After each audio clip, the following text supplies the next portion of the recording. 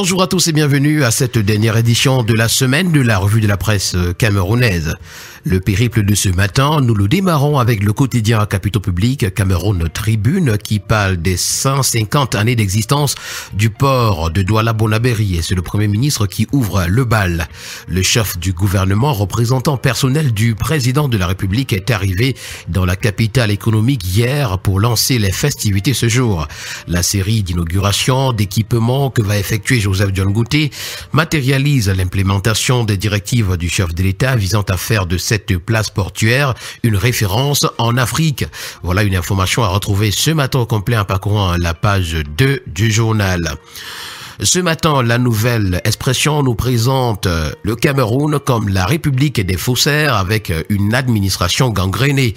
Et le docteur Aristide Monod montre comment la vaste opération de détection de plus de 1300 faux diplômes au concours d'entrée et dans les forces de défense au Cameroun n'est que l'étincelant reflet d'une administration camerounaise dont le sommet est profondément gangréné par le faux et la corruption sous toutes ses formes.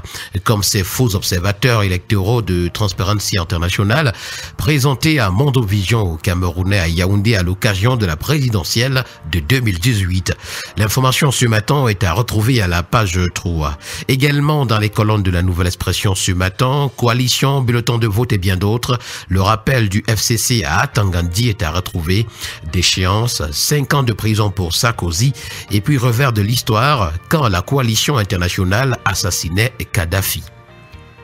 Nous poursuivons ce matin avec le journal Innovation qui revient sur cette sortie du ministre de l'administration territoriale Paul Atangandi qui dit « Elecam ne reconnaîtra pas le candidat consensuel de l'opposition, ce sont les arrangements de quartier ». Et c'était à Douala que le MINAT a affirmé qu'Elecam a imprimé 12 bulletins de vote pour les 12 candidats. Il rejette toute idée de coalition pourtant prévue par la loi. Le quotidien Mutation, pour sa part, donne la parole à Grégoire Oona qui nous renseigne que Paul Biya est là et il travaille. Alors que la campagne électorale pour la présidentielle du 12 octobre s'ouvre demain, probablement sans le candidat du RDPC, le vice-président de la coordination de campagne donne les raisons pour lesquelles il faut continuer à faire confiance à l'homme du renouveau. Par ailleurs, il dénonce les attaques dont sont victimes les proches du chef de l'État ce matin à la page 8 du journal. Parlons également de compact énergétique ce matin en petite une. C'est le Cameroun qui est en lumière à New York. Et nous avons également ce matin le quotidien d'information républicaine qui en parle longuement lorsqu'il titre « Énergie verte, le Cameroun électrise le monde à l'ONU ». Et depuis la tribune onusienne à New York, le Cameroun, par le biais de son ministre de l'eau et de l'énergie, Gaston Elundou Essomba, a lancé son compact énergétique. Un plan soutenu par la Banque mondiale, la BAD et Bloomberg Philanthropies pour connecter des millions de foyers à l'électricité, bâtir de nouveaux barrages, développer le solaire hybride et faire du pays un pôle énergétique en Afrique centrale d'ici 2030.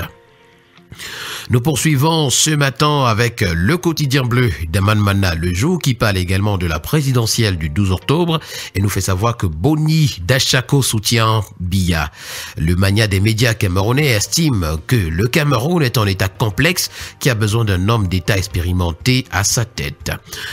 En petite une, Franc-Matière est mort et puis Olembe est inachevé. Et puis présidentielle toujours, le retrait des cartes d'électeurs va-t-il s'accélérer? Ça, c'est une grosse interrogation.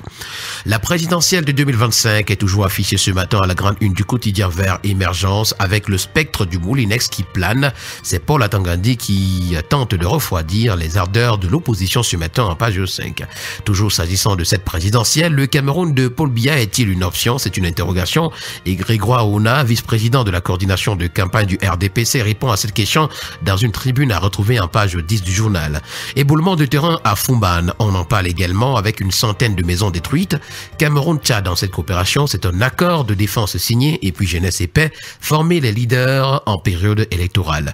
Toutes ces informations sont à retrouver ce matin en parcourant les colonnes du quotidien Vert. Le quotidien L'Info à chaud pour sa part ce matin parle des irrégularités et manquements constatés dans le processus électoral et c'est la diaspora camerounaise qui interpelle l'ONU.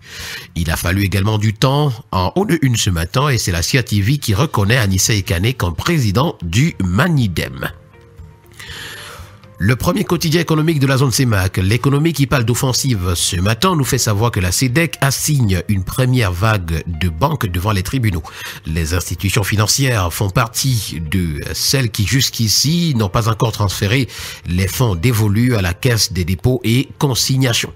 Nous poursuivons ce jour avec le tri-hebdomadaire La Voix des Jeunes qui nous présente un candidat pour les élections à la FECAFOOT en 2025 et c'est le président du Royal Football Club de Garoua qui a annoncé le jeudi 25 septembre à Yaoundé sa candidature pour succéder à Samuel Eto'o à la tête de la FECAFOOT. Âgé de 34 ans, l'universitaire et promoteur sportif a profité de la dédicace de son ouvrage à réinventer le football camerounais pour dévoiler son ambition.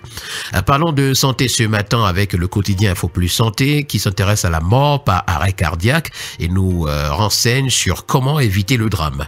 De plus en plus dans la société, de nombreuses personnes perdent la vie des suites d'un arrêt cardiaque alors que selon les médecins, ce sont des décès évitables grâce à une activité sportive régulière et la non-consommation de l'alcool et du tabac.